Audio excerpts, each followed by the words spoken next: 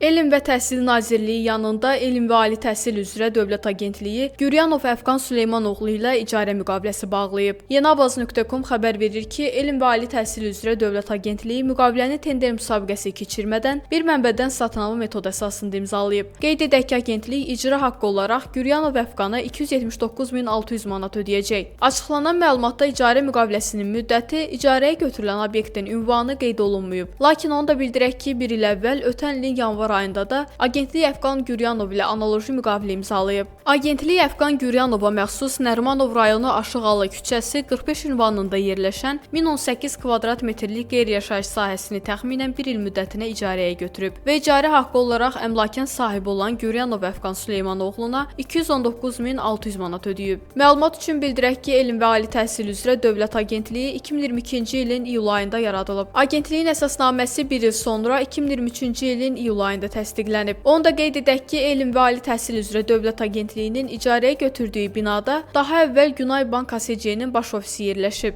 Günay Bank ASC 2023-cü ilin may ayında ləğv olunub.